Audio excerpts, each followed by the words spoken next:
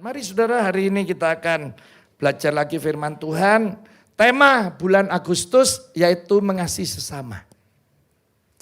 Saya dihubungi jemaat yang bagus memberi masukan. Pak, saya punya keluarga yang melayani di tempat Bapak. Tapi dia membenci keluarganya. Apakah itu pelayan yang baik?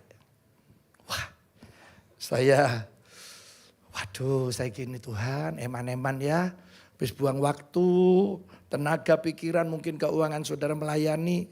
Tapi karena ada kebencian, saya yakin Allah pasti tidak akan berkenan. Ya, saudara-saudara, saya cuma bilang gini, siapa? Saya kan gembalai.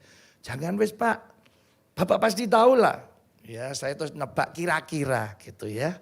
Apa iki ya wis tak doano ae. Nah, saudara, hari ini mungkin ya kita anggap kilaf lah. Melayani hebat. Tapi saudara tidak mengasihi keluarga saudara. Ini jangankan ngomong mengasihi orang lain. Keluarganya aja tidak dikasih. Tidak bisa. Saudara, Alkitab berkata di mana ada kerukunan. Ini baru rukun ya. Allah memerintahkan berkat. Saudara baca di Mazmur 133 ayat 1 sampai 3. Makanya dulu kalau saya ribut sama koko saya ya. Engkel-engkelan gitu. Mama saya itu nangis. Ojo kekeran naik. Rezekine lu abot gitu ya. Mungkin kita pernah dengar ya. Jadi berarti saudara, kalau saudara hari ini bisa mengasihi orang lain. Kita bisa hidup rukun. Allah memerintahkan berkat. Apalagi nanti kita minta. Waduh, tambah dibrek-breki saudara ya. Makanya hari ini kita akan belajar bagaimana supaya nanti saudara dan saya bisa mengasihi orang lain. Mungkin saudara merasa hari ini, loh saya disakiti loh Pak. Saya dibully. Iyalah, orang saya ini hamba Tuhan ya dibully, disakiti. Ya saya kaget kemarin ya habis kelas dasar pelayan. Saya bilang saya tidak apa-apa dibully. Ternyata Yoel anak saya, yo papa gak apa-apa, anaknya yo tersinggung ya.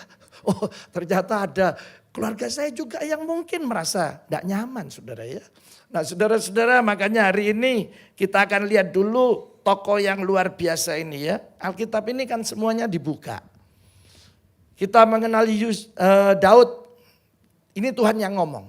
Daud ini hatinya cocok bik saya, katanya Tuhan, berkenan. Cuma ngomong bik Daud loh, tapi Daud pernah berzina. Ya, saudara-saudara, dia kembali bik Tuhan. Dibuka bik Tuhan. Simpson di dalam perutnya mamanya ini loh. Saya di dalam perut sudah dipenuhi Roh Kudus. Dia gagal jatuh dengan Delila. Tapi di akhir hidupnya Roh Allah kembali lagi. Salomo yang katanya firman Tuhan tidak mungkin sampai hari ini ada lagi.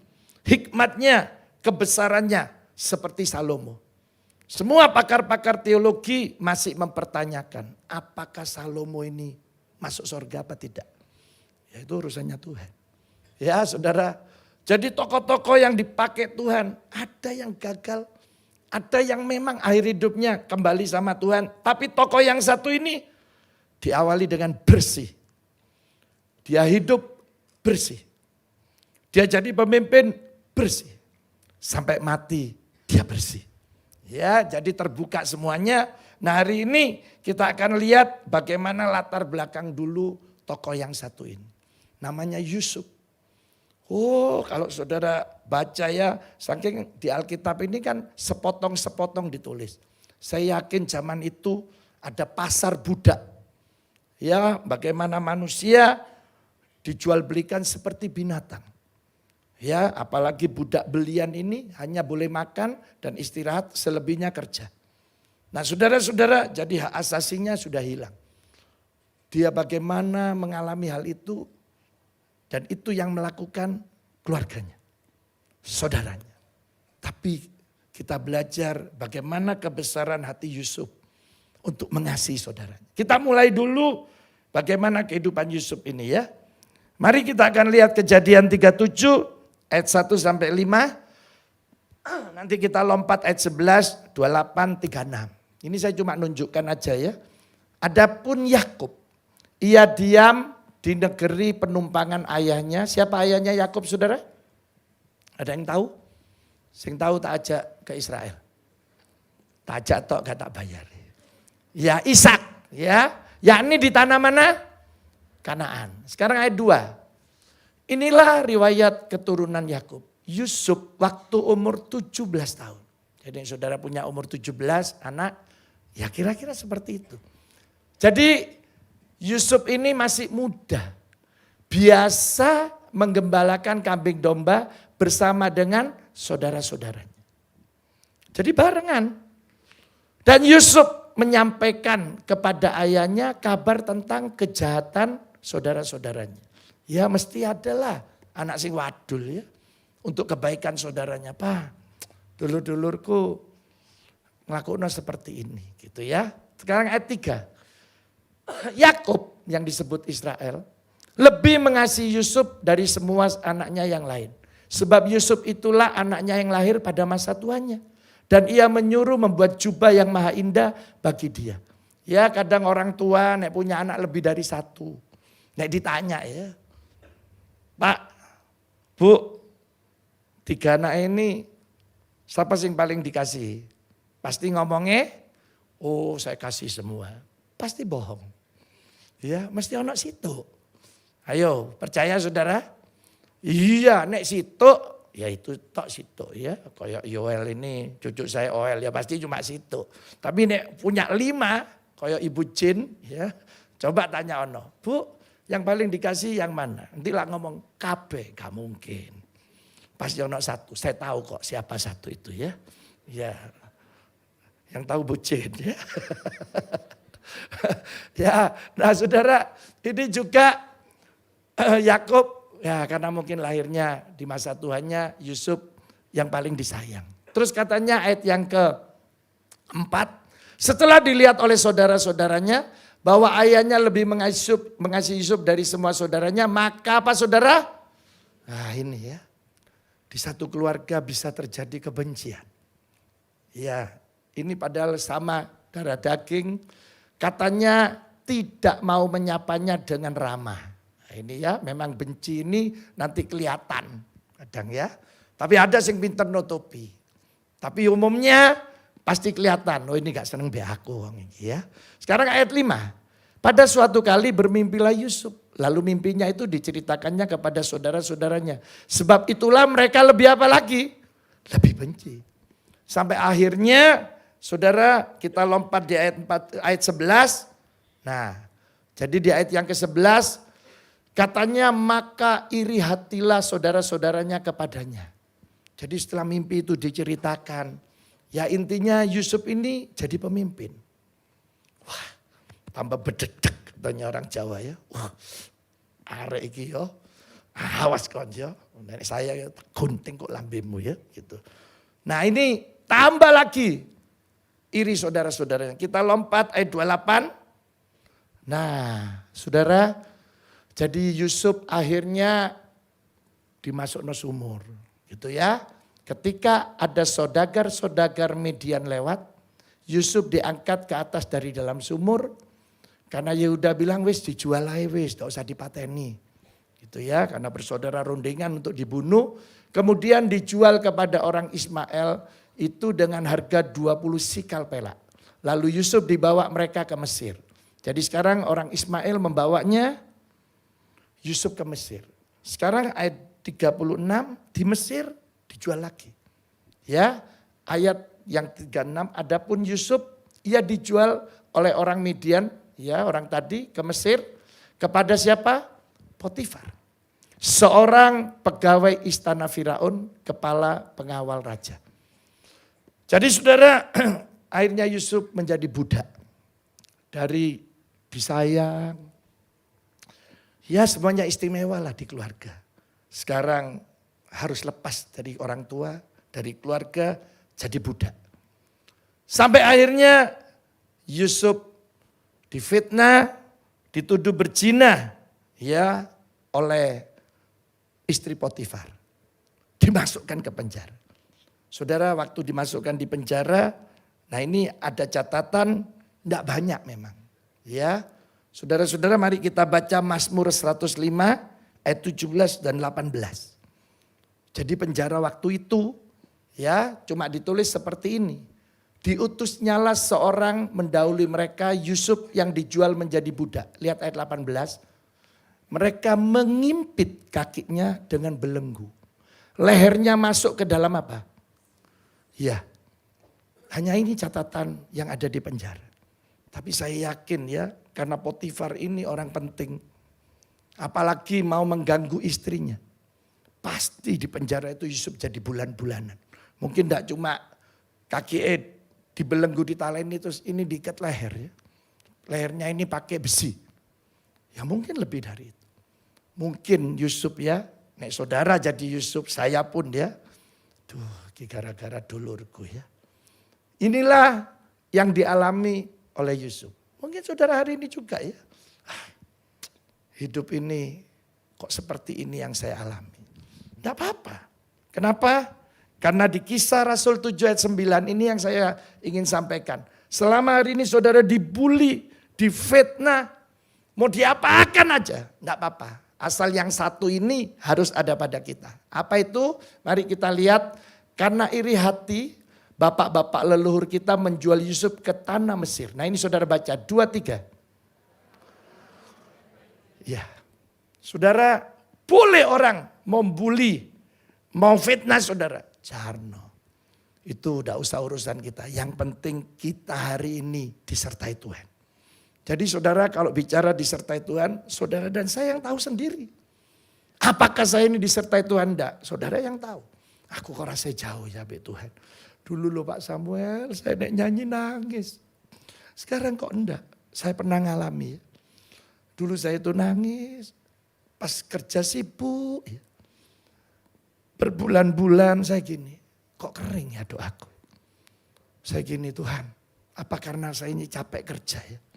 Sehingga saya sudah mulai meninggalkan jam-jam doa. Oh saya cepat-cepat balik. Baru Allah kembalikan lagi. Nah saudara dan saya yang tahu. Teman saya fitness di apartemen. Ya, saya jujur dengan saudara, gereja kita sudah hampir 8 tahun. Dulu sering tak tinggal karena kita ini beli tanah. Ya saudara, saya harus keluar, saya terima kasih Wagem di sini bantu luar biasa ya. Saudara-saudara, sekarang setelah pembangunan saya ingin tinggal terus di sini ya. Jadi sekarang sudah banyak tinggal di Kota Malang. Nah saya dulu fitness, teman saya ini naik fitness pagi ya saudara ya. Kemudian dia buka toko. Jam 5 ini ceritanya tutup. Sampai rumah jam 6. Dia bilang, saya bisa doa Pak Sam. Sampai 7:30 baru makan malam. Oh luar biasa Tuhan ini. Ini diaken. Dahsyat Tuhan. Saya dengar sendiri satu waktu. Ya temennya bilang, kon rojo sekali tok. Kan kon mulai toko nang di. Jam 6 nang kene. Fitness mana? Kok tambah seger. Ya saudara akhirnya fitness lagi jam 6. Sampailah jam 8. Saudara berjalannya waktu terus tanya. Pak Sam, aku sekarang doa tidak rasa apa-apa wis. Rasa Tuhan itu jauh. Loh kamu tahu jauhnya dari mana? Ya gara-gara malam ini melok fitness. Ya saya bilang ya pilihan dek kamu. Nek kamu bisa ngatur ya pulang tidak apa-apa sungguh-sungguh lagi doa. Gak iso wis ketok kesel loh. Ya ini kesel ya stopen. Lu balik lagi baik Tuhan. Ya di stop balik lagi. Jadi saudara yang tahu bagaimana Allah itu menyertai kita apa enggak. Karena ini penting perjalanan hidup kita. Selama kita disertai Tuhan. Boleh masalah apa aja datang. Apa aja orang mau melakukan buat kita. Selama ada Allah beserta dengan kita. Allah akan melakukan banyak kebaikan buat kita. Itu Allah kita saudara ya. Nah jadi saudara orang mau iri hati. Nanti saudara ya melayani pasti diiri. Ya ada sih gak seneng. Jangankan orang lain. Dulur kandung iso gak seneng. Ke orang lain. Ya biar aja. Yang penting sekarang kita disertai Tuhan dulu. Saudara dengan berjalannya waktu. Akhirnya Yusuf menjadi pemimpin. Ya saudara tahu ceritanya ini. Nah sekarang saya bacakan ini Yusuf menjadi pemimpin. Kejadian 41 ayat 40 sampai 41. Ya saudara lihat engkaulah menjadi kuasa atas istanaku, katanya Firaun. Dan kepada perintahmu seluruh rakyatku akan taat. Hanya tahta inilah kelebihanku daripadamu. Semua diberikan Yusuf. Misalnya itu pada saudara, mungkin yang pertama saudara dan saya muncul ya. Ini tidak disertai Tuhan. Oh, tak pateni sik dulurku ya. Oh, dia pernah nyakiti aku ya. Ya mungkin bisa aja ini kesempatan balas dendam. Oh nanti saudara-saudaranya juga datang kok. Untuk ngambil makanan, beli makanan di Mesir. Sekarang ayat 41. Selanjutnya Firaun berkata kepada Yusuf. Dengan ini aku melantik engkau menjadi kuasa atas seluruh tanah Mesir. Jadi ada pelantikan. Ditetapkan. Dan Yusuf menjadi pemimpin. Kalau ada orang bilang Yusuf orang nomor 2. Mungkin buat saya enggak. Dia orang nomor 1. Karena nanti ada ayat yang berkata dia menjadi bapak buat Firaun. Semua diberikan. Ini kesempatan. Dia ada di pucuk pimpinan. Tadi saya katakan Yusuf keluar dari rumah bersih. Dia mengalami hal yang tidak nyaman, dia tetap hidup bersih. Dia jadi pemimpin tetap bersih. Sampai akhir hidupnya mati. Dia tetap bersih. Wah ini baru luar biasa ya. Ayo sekarang kita lihat di ayat yang disukai jemaat. Ayat apa? Ayat terakhir. Nah ini ya bagaimana Yusuf mengasihi saudara-saudaranya. Mungkin saudara hari ini banyak ngalami hal yang pahit, tidak enak ya. Kita lahir tidak ada pilihan. Tadi saya bilang di anak-anak remaja, kamu lahir istimewa, tidak ada pilihan. Saya tidak bisa gini, waduh rungono aku dilahirno dadi anak Om Lim Syulyong ya. Dulu orang terkaya di Indonesia. Lah kok papa mamaku kiri gini ya. Ya sudah, kita semuanya istimewa sudah diterima aja. Saudara ya, yang penting sekarang ada Yesus yang bersama kita. Mungkin saudara mengalami perjalanan yang pahit. Saya pernah kos, pernah tinggal bareng teman-teman. Saya mau nunut naik mobil makan malam loh, tidak boleh. Saya bilang, iki kan mobilnya kosong. Aku tak melok. Nanti aku makan dewek kok. Kamu makan no dewek. Nanti naik pulang, saya tak nunut. Ya teman saya situ nyaut. Ya memang setengah bergurau. Alah, gak paling kok ya tetap jaluk awak dewe sing bayari. Loh, aku bayar dewe ya. Ya tetap gak bisa. Ya sudah ya. Saya gak pernah sakit hati. Aku gak duwe hati ya. Saudara ya, biasa dari dulu dibully. Ya, saya ini kadang, pengen ya. Saya loh sampai SMA gak pernah les. Ya apa ya caranya les ini? Pengen gitu. Tidak bisa. Pernah guru saya SMA, sering saya cerita ya. Besok ada ulangan.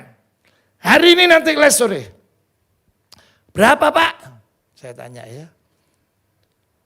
5.000. Jadi nanti ketemunya Senin Kemis. Tiap minggu sebulan 5.000. Tahun 82 sudah. Ya 82 atau 83. Mungkin sekarang 300.000 ya. Saya bilang mama saya, "Mah, aku nggak les mah." Piro 5.000. Mama saya nangis. Loh, dikandani 5.000 kok nangis mah? Kau no duit. Ya nangis, mama saya pinter ngakali ya. Terus ngomong gini loh Ming. Orang sing bodoh goblok itu baru les. Nek pinter lu udah usah les. Ayo lu pinter apa goblok? Maksud saya ngomong saya goblok mah, gengsi saudara ya. Yo pinter mana, berarti lu udah usah les. Iya kalah-kalah nih mamaku saudara ya. Jadi sore itu les ke guru saya ya. Makanya sekarang kan sekolah-sekolah enggak boleh. Muridnya les ke gurunya enggak boleh. Karena nanti bisa KKN. Ya ini buktinya. Jadi besok mau ujian, les itu bahas besok saya mau ujian. Semua kelas les, saya tok sih enggak. Besok pagi saya sampai di sekolah, omongan mama saya lo mancep. Pokok saya enggak les pinter, saya les goblok. Saya les goblok, saya enggak les pinter. Saya ketemu teman saya, ya apa wingi kon les? Les lah. Saya langsung goblok kayak gitu. Yes. Jalan mana teman saya 3. Ya apa wingi les? Cuma kon Ming enggak les. Dalam hati saya kon goblok ya. Saudara ujian ya luar biasa mujizat terjadi. Kabeh oleh 100, aku tok oleh 0. Terus saya gini, saya goblok, saya ngendi ya. Ya tapi saya tidak pernah protes baik mama saya. Ya memang kondisinya gitu. Ya sudah, mau ya apa ya. Istri saya kawin baik saya. Kadang saya gini ya, sajane sahakno ya bojo Kiki ayu mestine oleh wong sugih lebih enak ya. Tapi katut aku ya wis. Ya. Kalau tak tanya, lu pengen apa mah? Yo pengen keliling dunia lah. Aduh mateng kon. Iki tuku telur asin gak iso katanya naik keliling dunia ya. Jadi nek tak bawa ke Gramedia beli buku. Mama, ana global bola dunia. Tuku sitok. Lho kaya apa? Wis taruh atase kasur ben bengi tumpak ana keliling dunia iku. Kono aja ngenyek yo gitu ya. Ya ini cerita dulu Saudara ya. Tapi Tuhan sudah baik, puji Tuhan istri saya sudah bisa. Ya setidaknya lihat beberapa negara. Jadi Saudara mungkin Saudara juga hari ini ya. Nanti ada yang merasa dibully. Sakit hati, kepahitan. Tidak usah. Karena tetap Tuhan punya rencana yang terbaik buat kita. Allah akan bawa terus kita ke hal-hal yang luar biasa. Saudara kisah nyata yang saya lihat filmnya ya. Karena waktu itu ikut camp. Terus ditayangkan ya. Bagaimana di perang Korea. Maka semua diumumkan bahwa anak muda harus yang namanya wajib militer. Jadi kumpul semua, rame ya. Terus suruh baris, komandan. Baris! Gitu ya. Nah saudara waktu baris, diinspeksi satu-satu. Ternyata ada anak muda yang rambutnya putih semua. Jadi komandannya gini, ini masih muda apa sudah tua? Gitu ya. Ketawa semua ketawa. Dia malu. Saudara. Dan memang ini anak Tuhan yang setia. Dipegang rambutnya ya. Loh ini tua atau muda? Tua atau muda? Gitu ya. Ketawa lagi semua. Akhirnya wis gini, orang tua jangan masuk di batalion ini. Ayo keluar pulang. Dia katanya sedih. Dia mau marah, sakit hati. Tapi karena dia anak Tuhan dia bilang, Tuhan saya kok diginikan, kok rambut saya putih, sing lain hitam. Aduh Tuhan coba nih saya punya rambut hitam kan tidak dibully gini ya. Saudara berperanglah Korea. Seluruh batalion ini mati. Baru dia bersyukur. Oh terima kasih Tuhan. Coba rambutku ireng mati pisan aku ya. Jadi sebenarnya kita ini mensyukuri apapun yang terjadi dalam hidup kita. Saudara ya. Nah hari ini mari kita lihat di ayat terakhir ini bagaimana. Ya Yusuf mengasihi saudaranya. Kita baca ya. Kejadian 45 ayat 1 sampai 8. Nah saya berharap hari ini terjadi nanti rekonsiliasi. Ada suami istri yang masih membenci kepahitan. Orang tua anak, saudara bersaudara, teman seiman, sekantor. Ayo kita akan lihat. Ketika itu Yusuf tidak dapat menahan hatinya lagi di depan semua orang yang berdiri di dekatnya. Lalu Yusuf berseru apa? Suruhlah keluar semua orang dari sini. Ini waktu Yusuf ketemu dengan semua saudara kandung. Maka tidak ada seorang pun yang tinggal di situ bersama-sama dengan Yusuf ketika ia memperkenalkan dirinya kepada saudara-saudara. Yusuf dengan pakaian kebesaran dan juga mungkin saudaranya tidak berani lihat karena ini pejabat penting ya. Jadi mungkin cuma nunduk. Nah saudara-saudara ayat yang kedua, setelah itu menangislah Yusuf keras-keras. Kadang saya baca ayat ini ya, saya nangis ya. Aduh saya bisa bayangkan ada di sana saudara ya. Gimana perasaannya Yusuf. Umur 17 Yusuf diangkat jadi pemimpin umur 30 ya. Ada masa 13 tahun. Terus kelimpahan 7 tahun. Kelaparan 2, ketambahan 9. 22 tahun. Tidak ketemu ya saudara-saudaranya. Jadi 13 tahun masa gelap untuk Yusuf. Dia jadi pemimpin. Ada 7 tahun kelimpahan. Yang Yusuf mimpin untuk semua dimasukkan di gudang-gudang. Bukan gudang ya. Bukit yang dilobangi dimasuki gandum-gandum. Terus sekarang dari 7 tahun kekeringan baru 2 tahun. 9 tahun. 22 tahun. Ya saudara ini baru ketemu. Terus katanya dan Yusuf berkata kepada saudara-saudaranya. Akulah Yusuf. Masih hidupkah Bapak? Tetapi saudara-saudaranya tidak dapat menjawabnya. Sebab mereka takut dan gemetar menghadapi dia. Ya, saudara-saudara, ayat 4. Lalu kata Yusuf kepada saudara-saudara, ayo dekat-dekat saya. Ayo ke sini. Maka mendekatlah mereka, katanya lagi, aku ini Yusuf. Saudaramu yang kamu jual lo ke Mesir.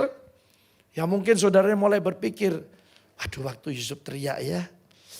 Aduh waktu Yusuf minta ampun. Aku mau dibuang lo ya.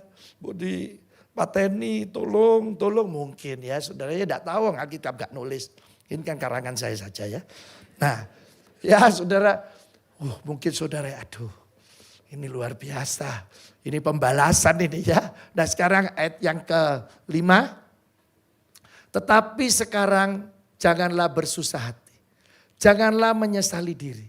Karena kamu menjual aku ke sini. Waduh ini kata-kata luar biasa. Makanya orang yang disertai Tuhan, saya percaya perkataannya selalu menjadi berkat. Mendatangkan berkat, ingin orang lain betul-betul ditolong Tuhan.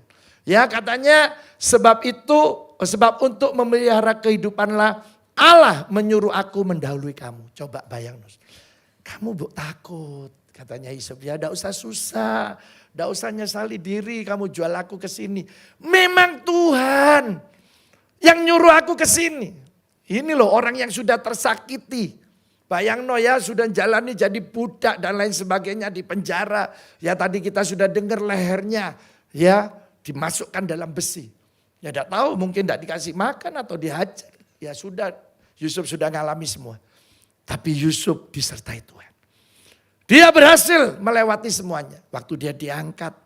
Nah sekarang ketemu saudaranya. Ini yang terjadi. Ayat 6. Karena telah 2 tahun ada kelaparan dalam negeri ini. Dan selama 5 tahun lagi orang tidak akan membajak atau menuai. Ayat 7. Maka Allah telah menyuruh aku mendahului kamu untuk menjamin kelanjutan keturunanmu di bumi ini dan untuk memelihara hidupmu sehingga sebagian besar daripadamu tertolong. Ayat 8 terakhir, saudara yang baca biar jelas. 2, 3.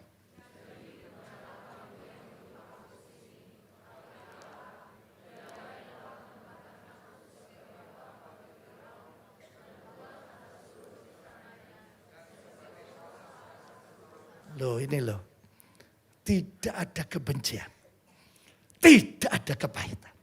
Ya, saya sering tulis di Instagram saya ya, milikilah hati yang selalu mengasihi. Milikilah hati yang tidak ada kebencian. Ya mungkin kita disakiti malam ini. Coba saudara bayangkan, saudara kalau saudara kepahitan, sakit hati, percaya saya. Tidak kira saya doa. Merentok, pasti ketok wajah orang itu. Aduh Tuhan, tantem kon ya. Loh iya, gak percaya. Sesuai mati rohani saudara. Iya, apalagi kepahitan. Ini katanya medis loh, bukan saya ya. Bisa menyebabkan penyakit apa? Ya saudara yang tahu. Saudara buat apa nyimpen sampah? Buat apa nyimpen kepahitan? Buat apa saudara iri hati?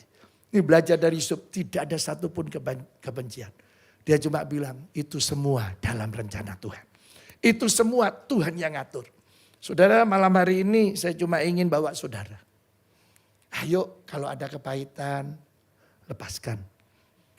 Berkati orang-orang yang nyakiti saudara. Ayo datangi, rangkul, mungkin saudara masih benci sama pasangan saudara.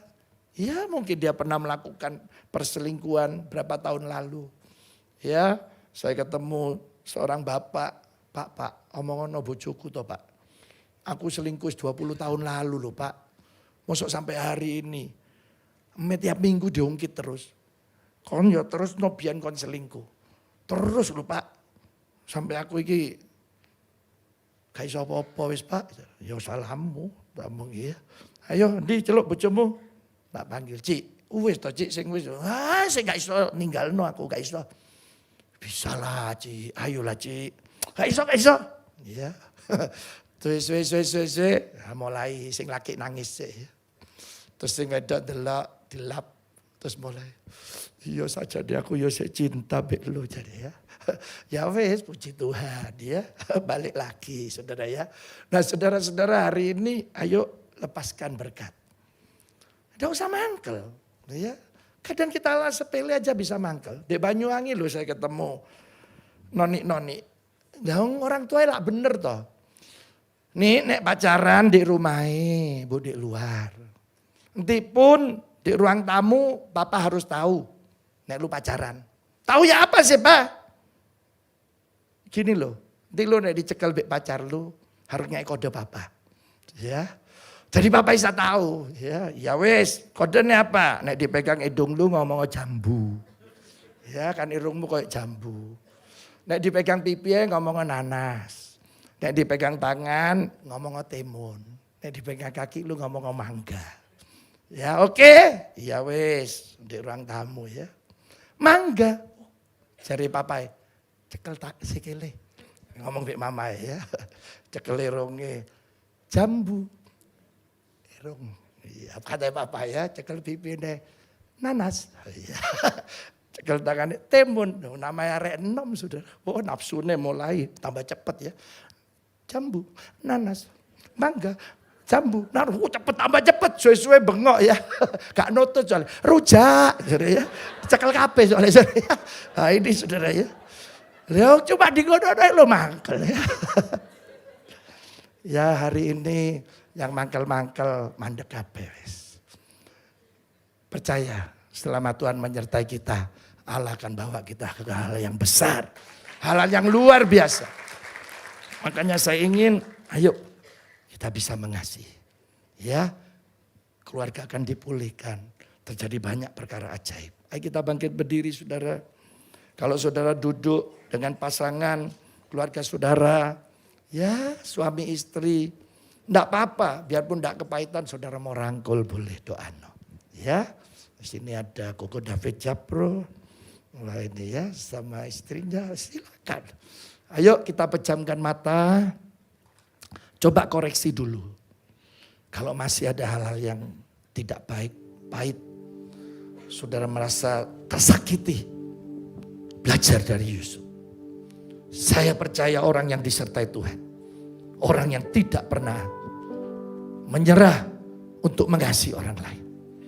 Dia selalu akan berkata semua dalam rencana Tuhan, semua ada dalam kehendak Tuhan. Jadi buat apa kita hari ini sakit hati, iri? Buat apa saudara hari ini kepahitan? Lepaskan berkat.